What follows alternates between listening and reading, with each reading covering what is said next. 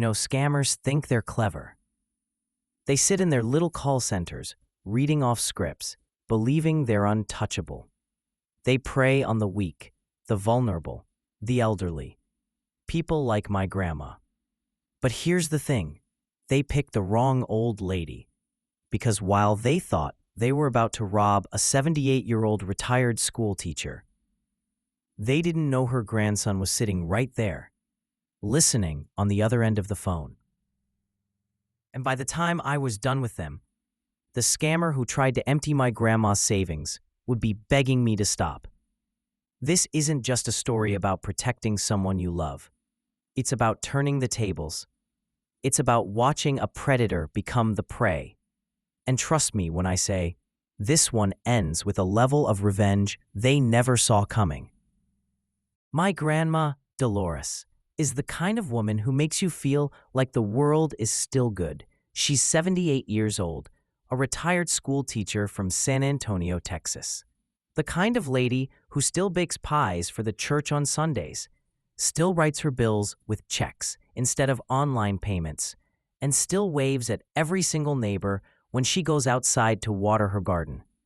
Her life is simple, but it's full of warmth. She raised 3 kids on her own after my grandpa passed away when I was little. She has this old soul gentleness about her, the kind that makes people want to protect her. And that's why, on this particular Thursday afternoon, when I walked into her house and heard her on the phone, my heart immediately sank. She was sitting at her small kitchen table, pen in hand, jotting down notes, while nodding nervously. I could hear a man's voice faintly through the receiver. He was speaking fast, authoritative. Mrs. Martinez, this is the Social Security Administration. We regret to inform you that your Social Security account has been compromised. We need to verify your identity and bank information immediately, or your benefits will be frozen. I froze. Right away, I knew what this was. I've read enough about these scams, and I've seen enough of them floating around Reddit and YouTube. These monsters deliberately target senior citizens, frightening them into thinking their entire livelihood is at risk. Grandma's hand was trembling. She kept saying, "Oh my, oh dear, that sounds serious. What do I need to do?" I stepped into the kitchen, keeping my face calm, not wanting to spook her. But inside, I was furious. The man's tone grew more insistent. "We'll need your bank routing number and account number immediately. If you fail to comply, your next Social Security payment may be suspended."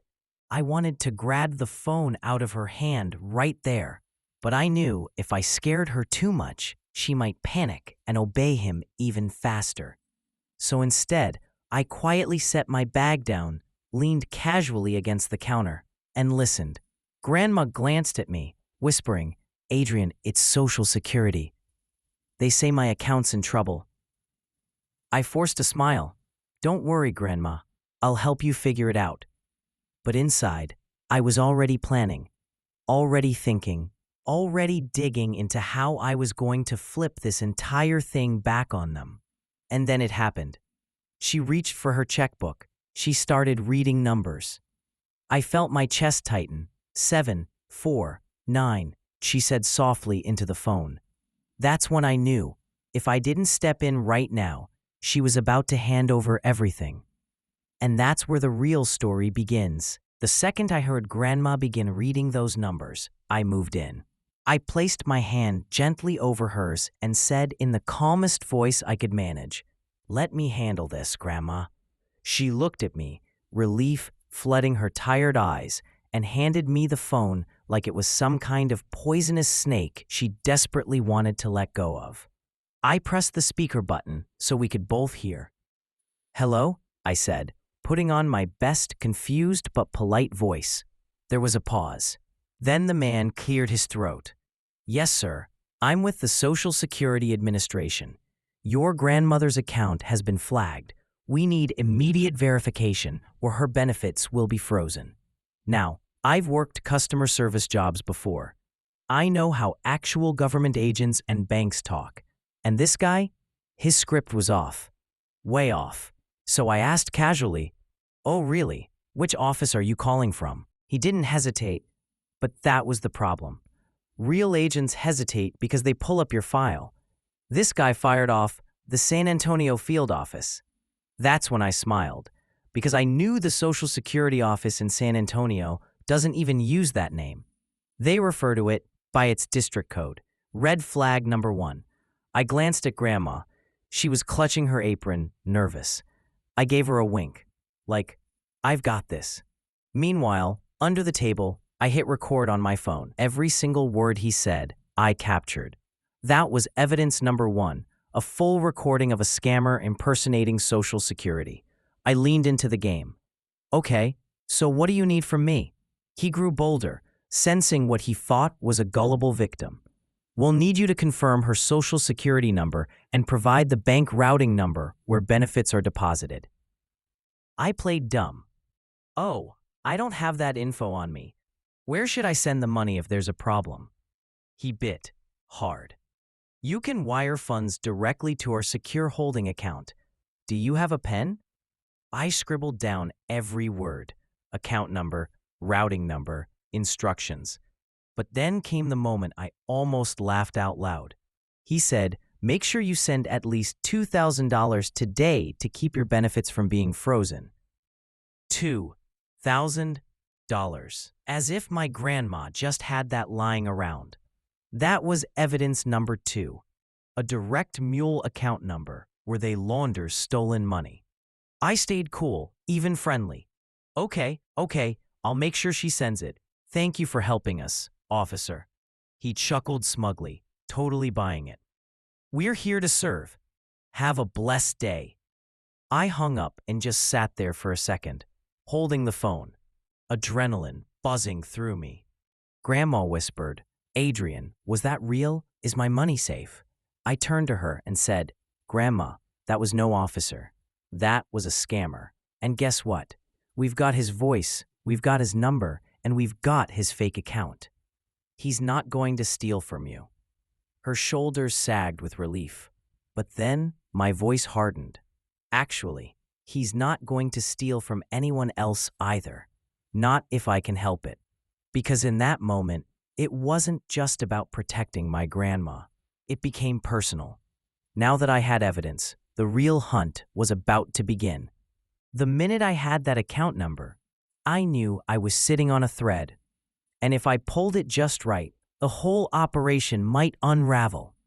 Grandma sat at the table, staring at me with this mix of relief and shame. She whispered, Adrian, I can't believe I almost gave them everything. I feel so stupid. That broke my heart. I put my hand over hers and said, Grandma, you're not stupid. You're exactly who they target. They count on fear, on confusion, on people trusting authority. You didn't do anything wrong. But now, we're going to make them pay for even trying. That was the moment she nodded, her eyes narrowing just slightly. The teacher in her, the one who used to scold kids for cheating on math tests, came back for just a second. And I knew she was in this fight with me. I went home that night, opened my laptop, and started digging. The account number the scammer gave me, it wasn't a real Social Security holding account, obviously. But it was tied to a prepaid debit card, one of those throwaway cards you can pick up at a drugstore. I wasn't surprised. These scammers love prepaid cards because they're harder to trace. But they aren't impossible. So I called my buddy Miguel. Miguel and I grew up together, but while I went into marketing, Miguel went into IT security. He's the guy who can look at a string of numbers and tell you which bank issued it, which state it came from, sometimes even which store the card was bought at. Bro, I said the second he answered, I need your help. Somebody tried to scam my grandma today. That was all it took. Miguel was in. I sent him the account number and routing info. An hour later, he called me back. Adrian, you're not going to like this. What do you mean? I asked. This isn't just one scammer. The account's connected to a web of others. They're bouncing money between multiple prepaid cards and mule accounts. It's a funnel, and it's big. He sent me screenshots, routing numbers, transaction histories, linked accounts. And that's when I saw it. Evidence number 2. A list of mule accounts tied to the same ring. Not one, not two, dozens. I leaned back in my chair, running my hands over my face. How many people do you think they've hit? Miguel sighed. Hundreds, maybe thousands, mostly seniors. They're bleeding people dry, Adrian, and unless someone stops them, they'll keep going. For a long time, I just sat there in silence. My anger burned hotter with every passing second. It wasn't just about Grandma anymore. It was about all those voices I imagined on the other end of the line. Old men, old women, scared, confused, giving away the little money they had left because someone scared them into it. I clenched my fists. Not on my watch, Miguel chuckled. I was hoping you'd say that. We made a pact that night. We weren't just going to shut down this one scammer.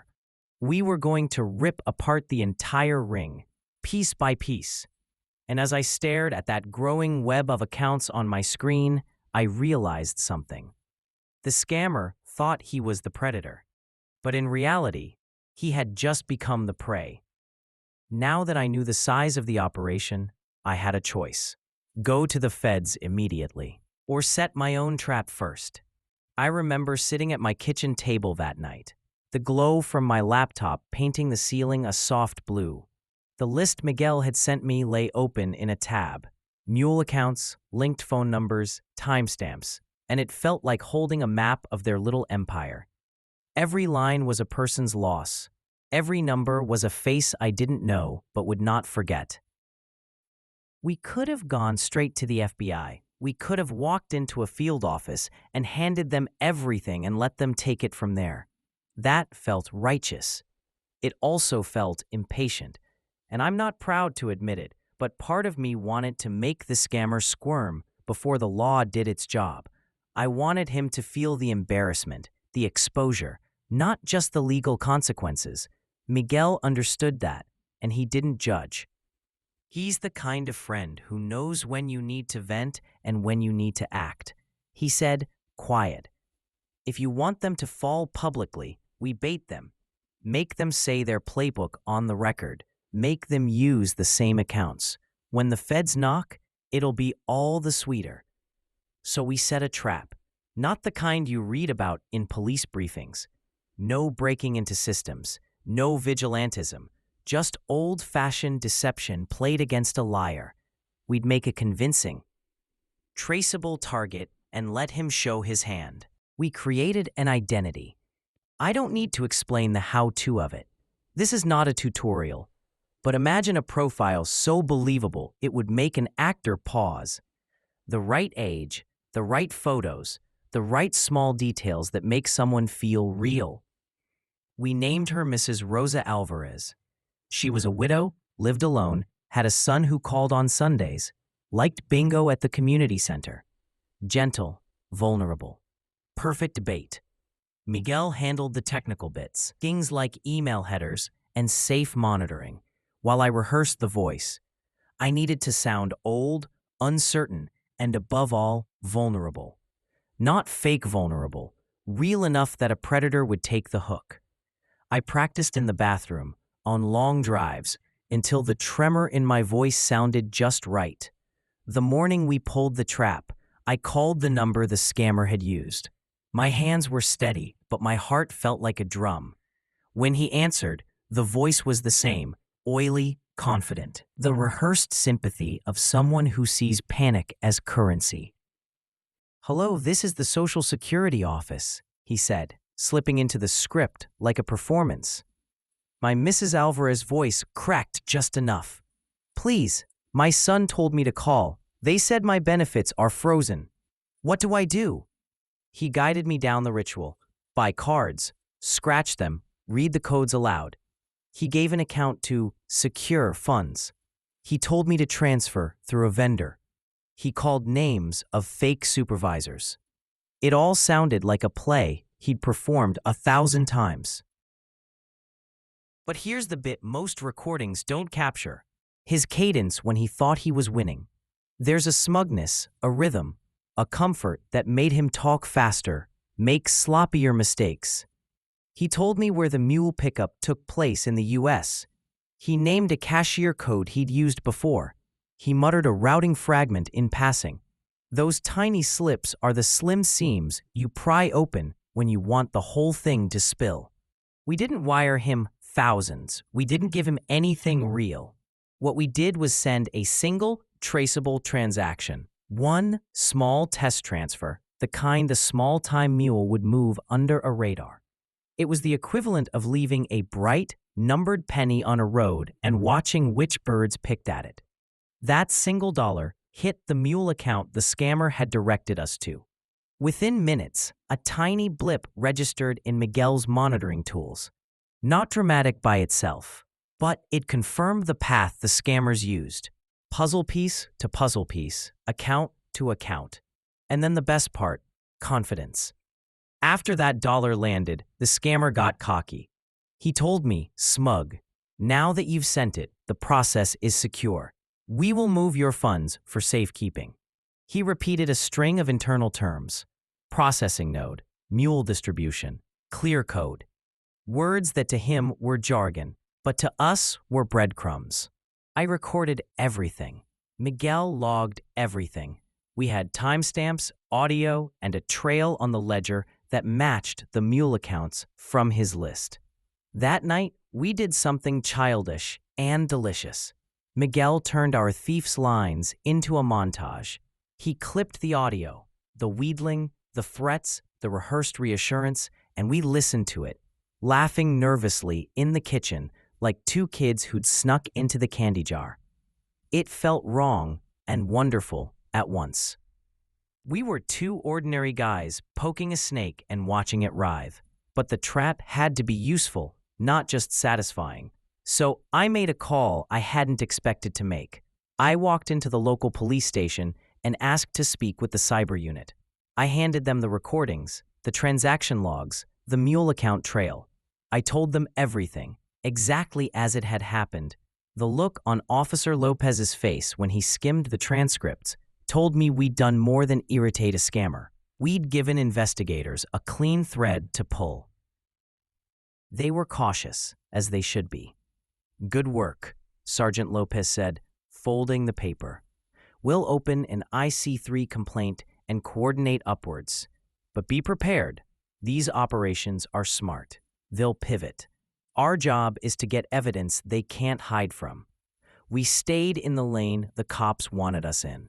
I kept baiting the scammer because every additional call produced more records and more admissions. He never stopped to suspect Mrs. Alvarez was anything but a trembling senior with no idea what she was doing. He bragged about his distribution chain. He listed names. He said things on the record that the investigators would later use as corroboration. But there was risk. A few nights into the sting, Dolores called me from her house, voice fragile. "Mijo, I got a weird voicemail," she said. It said, "Stop playing games or we'll come for you." My stomach dropped. The predators were noticing. They were angry. They were dangerous in a way that was more than a legal formality. We shifted focus. I reduced how much direct stalling Dolores had to do. I took more of the calls myself, kept a firewall between her and the worst of it, and let Miguel and the police handle the digital tracing. The goal now was clear: build an unassailable chain of evidence while protecting the person the whole thing started with. Then, one evening, everything changed. I was on a call, and the scammer made a throwaway remark. A local merchant's name, a very specific cross street, the kind of detail a newbie would never invent. Right away, I pinged Miguel. He cross-referenced that detail with the purchase metadata he'd captured earlier. That cross-check lit up like an intersection on a dark map. It was a connection, US-based movement, confirmation of mule handoffs, a traceable chain that investigators could follow without international legal gymnastics. When Officer Lopez called me that night, the sound in his voice made the hairs on my arms stand up. "We can map this to active complaints in 3 counties. Your trap just gave us the matching piece we needed. I felt dizzy, elated, exhausted. The trap had worked, not because some smug voice got humiliated on the internet, but because the tiny things we'd done, the $1 test, the fake identity, the patient stalling, created the structure investigators needed to act. Still, the sting wasn't over. In some ways, it was only beginning. The ring would respond. They would disperse, reroute, get crafty. But we'd set a mark on that machine, and now the feds could bring a bearing to the hunt. The police tell us they're coordinating with federal partners. Agents will be ready to move, but only if our calls continue to produce live traffic. I wondered, will we be able to stay one step ahead long enough for the raid to happen? The day the feds got involved felt unreal. For weeks it had been me, Miguel, and Officer Lopez playing a patience game. Baiting, recording, mapping threads. I knew we were gathering evidence, but I also knew the difference between a satisfying prank and something that mattered in court. This was supposed to be the latter. It started with a call just after lunch. The voice on the other end was calm, professional, and had that measured cadence people use when delivering serious news. "Adrian," said Agent Collins from the Federal Task Force, "we've reviewed what you sent. This is useful. We'd like to coordinate a window to attempt a disruption, but we need continuous live traffic from the numbers you have. Can you keep them talking?" My chest clenched. This was the moment where all our time could pay off, or where we'd get burned. "Yes," I said, feeling the gravity of the choice. "We'll keep the target on the line. We'll do whatever you need." Collins explained the plan in broad strokes. They couldn't tell me operational details, but I could tell by the words she used, coordinated, international liaison, timed execution, that this was bigger than a county arrest. Federal partners abroad had been briefed, and they were prepared to execute on warrants if the live tracing matched their indicators. In short, if we could keep producing the live breadcrumbs, they could close the loop. We set the window for the early morning hours a few days out. Federal teams would be ready. Local officers would be on standby to secure anything left in the U.S. Miguel, Officer Lopez, and I made a plan to minimize Dolores's direct exposure. She was a hero for keeping the line alive before, but now the grind would be mine. I promised her I'd shoulder the worst of it. For 3 days leading into the window, we ran the same loop.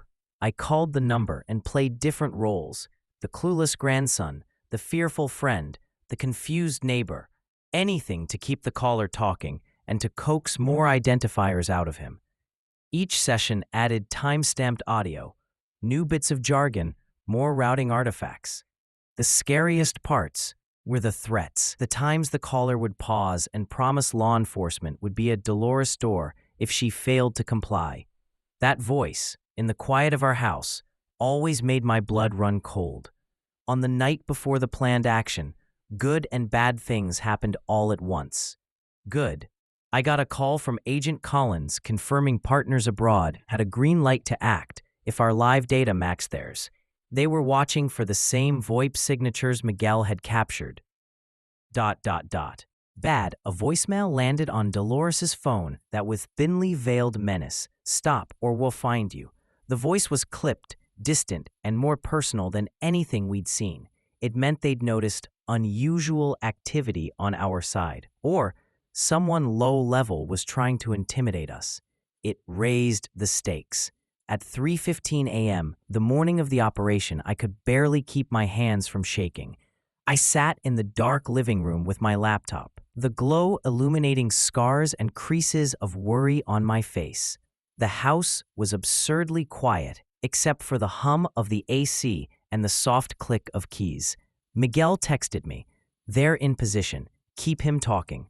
Officer Lopez phoned to say the local unit was ready to secure anything on U.S. soil the moment the task force said go. And Agent Collins sent a simple message: "Hold the line. Don't mention law enforcement. Let them keep talking." I dialed. He picked up on the second ring. The voice was smug, the same practiced sympathy. "Hello, is this Mr. Alvarez? This is Social Security." I didn't waste breath pretending. I dropped in the role we needed, an elderly, confused man who kept stammering, asking the same question 3 times, doing everything to keep the caller patient and verbose. He obliged, confident, instructing me on codes and transfers, and bragging for no reason about how efficient the back office was. And then the moment came. While he was mid-sentence, explaining how the processing node would route funds, Miguel pinged me. "We've got a live hop. IT has confirmation of the VoIP headers matching the suspect list." I felt something like a hot rush of adrenaline and relief at the same time. Agent Collins' terse reply came through. "Hold him. Live trace ongoing." He kept talking. He repeated a chain of commands that matched the ledger files Miguel had shown me. His voice grew careless. He even referenced a secondary funnel in Florida by name, the same sort of reference that weeks earlier would have been disregarded as bravado. This time, with real people watching, it was not bravado. It was evidence. At 04:02 a.m., without theatrics, Agent Collins texted, "We have movement. Partners are executing." I remember staring at that message like it was a prophecy. There was this small, surreal sound, like distant sirens in another world, the kind of thing you hear when something big happens far away. On the line, the man said, "Hold on," and then I heard an odd, dissonant background noise, a shout, a commotion, the faint echo of an officer's voice in another language. It didn't mean anything by itself, but in the context of everything we'd been doing, it was the sound of the machine being interrupted. 5 minutes later, the line went dead. Not a call dropped, dead. No dial tone, no reconnect. I sat there for a moment, heart thudding so loud I thought it would wake the whole block. I texted Agent Collins, hands trembling. "He's gone dead." Her reply, "We have multiple holds and detentions. Do not post anything. Keep Dolores offline for now. We'll brief you in the morning." I slept in some kind of stupor for a few hours, and then Agent Collins called me around 9. Her voice had that exhausted edge that tells you the night was long and the work complicated. "We executed coordinated actions in 3 countries. We have initial detentions and account freezes. The VoIP endpoint we traced matched a call center we had been watching," she said. "Your recordings were key. You gave us the probable cause we needed to move quickly." Hearing it out loud, real arrests, not just a raid on paper, felt like something out of a movie, but without the triumphant soundtrack. It was quiet, bureaucratic, and precise. The investigators asked me to preserve everything. Don't upload any audio, don't talk to media, and be available to provide testimony. Serious work, serious consequences. That afternoon, I finally let myself smile. Miguel sent a single message: "Good work." It was the kind of message that says everything without saying much. But the sting had other less neat long-term impacts. Some of the mule accounts had been emptied weeks earlier. Money had been funneled into layers of accounts and laundered. Not everyone got their funds back. And the local scofflaw, who had called Dolores that Finn voicemail, he was probably a low-level operator who'd been caught up in the sweep, maybe released, maybe not. The ring was damaged, not obliterated. Even so, the important thing was this: we had given investigators a foothold. We had taken the voice that had terrified my grandma and tied it to a ledger, to a network, to physical addresses in another country. For the time being, that voice could not call with the same freedom it once had. That evening, when Dolores came over to my house, she brought a slice of lemon pie. She sat across the table from me and quietly reached for my hand. "Mi hijo," she said, "I don't know what to say." Her eyes were wet. I told her the truth. "You did more than we thought. You helped stop them." She laughed a small, shaky laugh, the kind that breaks the heaviness in a room. Still, there was this lingering edge, Someone in that call center had left a voicemail threatening us. We'd gotten detentions. The primary hub had been hit. But these operations are layered. My relief was real, but it was a cautious relief. I knew they could rebuild, shift, or target someone else. The work, it seemed, would never truly end. Agent Collins asked me to keep records and to consider speaking to certain forums to warn seniors, but not yet. The investigators wanted to wait until prosecutions were more solid. So I kept my mouth shut publicly, but privately, I told close family and friends to be on guard. And in the quiet nights that followed, when the phone rang, I didn't flinch.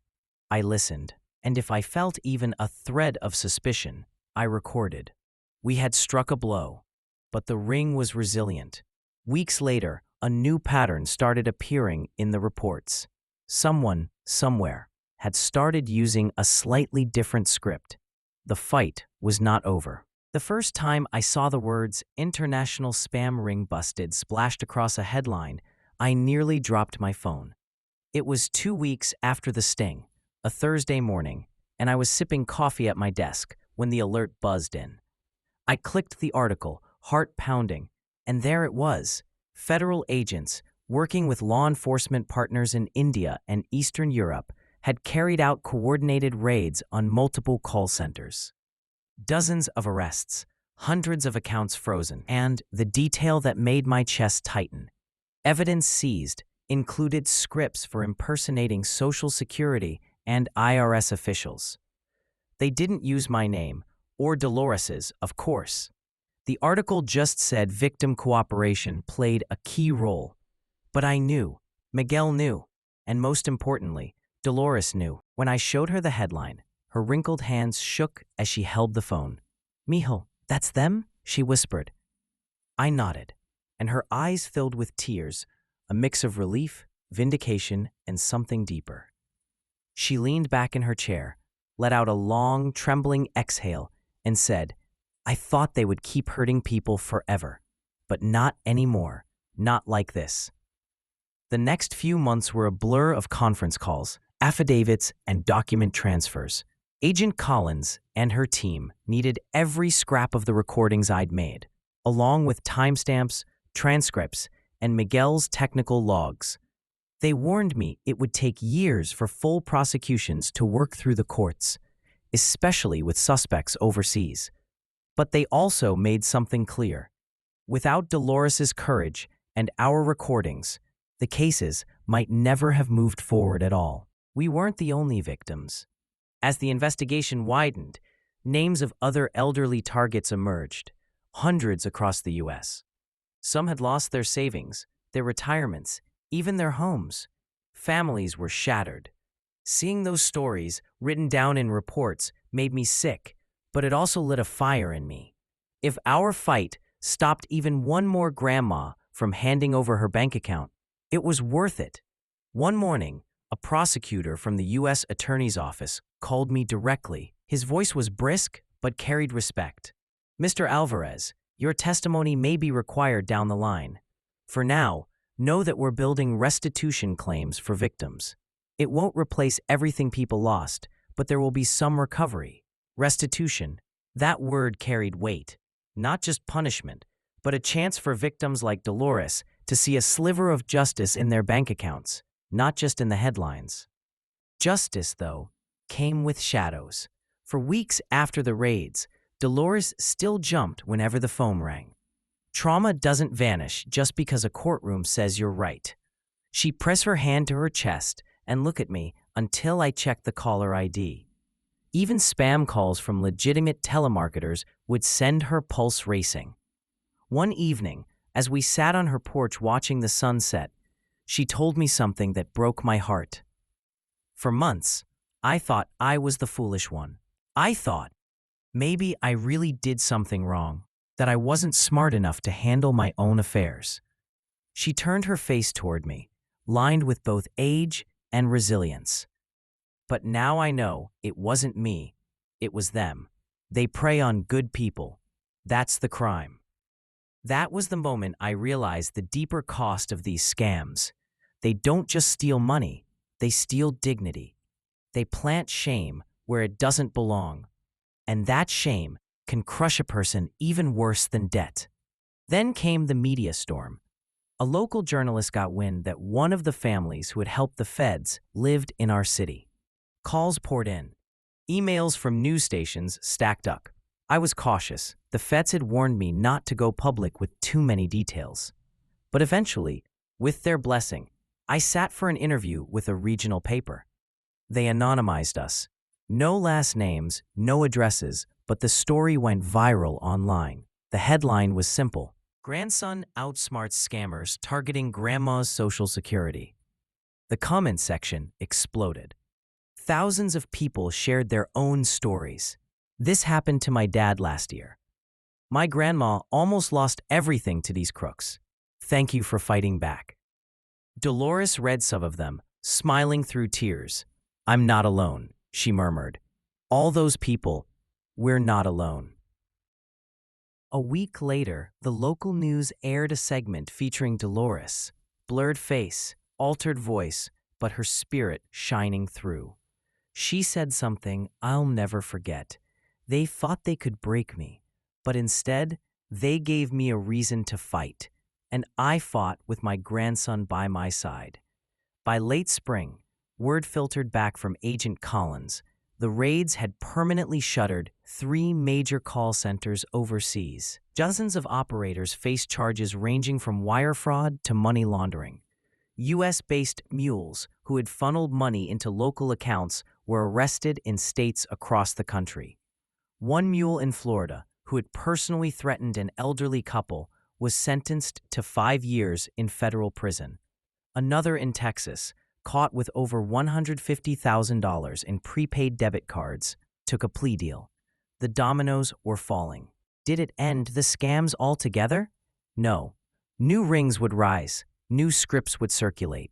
But this one, the one that had tried to drain Dolores's savings and had sent her that chilling voicemail, was crippled. Their infrastructure dismantled, their operators scattered.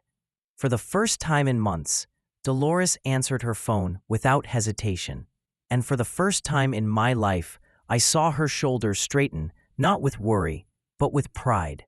When the first restitution checks came in, small, symbolic, but real, Dolores insisted on taking us all out to dinner. She wore her best dress, a floral one she hadn't touched since my grandfather's funeral, and smiled as wide as I'd ever seen her smile. Miguel came too. Awkward as always, but clearly moved. At one point, Dolores raised her glass of water and said, "To justice and to stubbornness." We laughed, but I knew she meant it. Later that night, as I walked her to her car, she squeezed my hand. "You saved me," she said softly. I shook my head. "We saved each other, Grandma. You trusted me enough to fight." That's what made the difference. Justice didn't come in one dramatic swoop. It came in little pieces, in headlines, in court dates, in frozen accounts, in the look on Dolores's face when she finally felt safe again. It wasn't perfect. It wasn't complete. But it was real. And for us, that was enough. Just when we thought it was over, another phone call came. Different number, different voice. This time, I didn't flinch. But I also didn't ignore it. Because I knew the fight against scammers never truly ends. It was a Sunday morning when the phone rang again. Dolores was sitting at her kitchen table, glasses perched on her nose, doing her crossword puzzle. She flinched. Old habits die hard. But when she saw the caller ID, she handed the phone to me. "Unknown number." "Overseas code," I answered. The voice on the other end tried the same tired script. "This is the Social Security office. Your account has been flagged." I didn't let him finish.